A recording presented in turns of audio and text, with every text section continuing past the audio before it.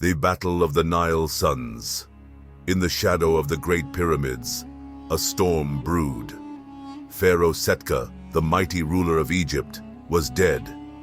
His two sons, Prince Amun and Prince Khepri, both born of different queens, stood poised for a battle that would decide the fate of the kingdom. The court elders had tried to mediate, but jealousy and ambition ran too deep.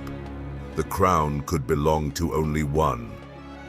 The appointed day arrived. The battlefield was the wide, sun-scorched banks of the Nile. Thousands of soldiers, chariots gleaming under Ra's merciless gaze, stood ready.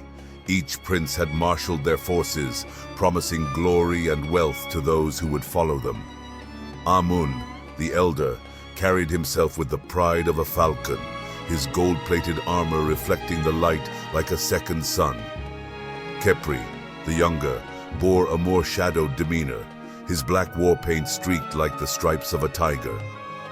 The priests lit incense and called upon the gods to bear witness. Amun raised his khopesh, its blade honed to a deadly edge. Khepri stood firm, his spear pointed at the heavens. "Brother!" Amun bellowed, his voice carrying over the din of men and horses.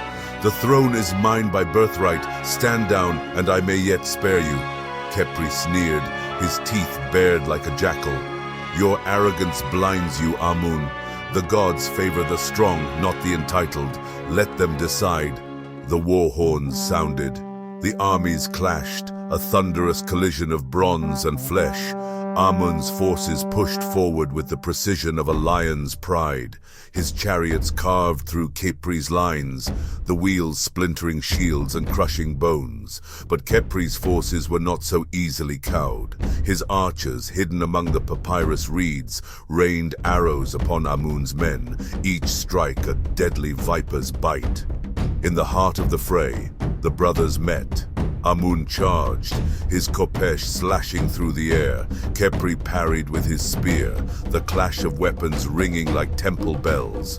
The battle raged on, their duel a dance of strength and skill. Amun's strikes were powerful but predictable, while Khepri moved with the cunning of a serpent, his attacks quick and precise. "Yield, Khepri!"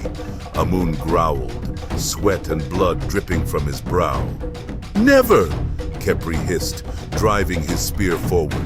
The tip grazed Amun's side, drawing blood but not breaking his resolve. As the sun dipped low on the horizon, painting the sky in fiery hues, both princes were battered and bruised. Their armies were locked in a deadly stalemate, neither gaining the upper hand. A cry rose from the battlefield as Amun, in a desperate gambit, disarmed Khepri with a powerful blow, sending his spear clattering to the ground. Victory seemed certain, but Khepri, ever resourceful, seized a fallen dagger and lunged.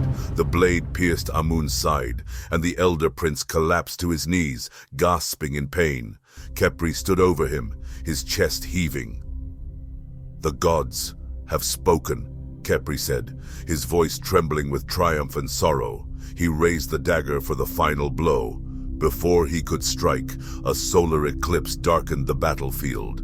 Both armies paused, staring skyward in awe and terror. A voice, deep and resonant, echoed across the Nile. "Enough," it commanded. The brothers froze, their eyes wide. A vision of Setka appeared, his form shimmering like the mirage of the desert. "You have forgotten your duty to Egypt. The throne is not a prize for your ambition, but a burden for your people. Unite, or our land will perish." The brothers exchanged glances, their rivalry momentarily eclipsed by their father's words. Together, they knelt before the vision, pledging to rule as one. And so it was that Egypt's throne was shared, a unity forged in blood and tempered by the gods' will. The story of the warring princes would echo through eternity, a reminder of the fine line between ambition and duty.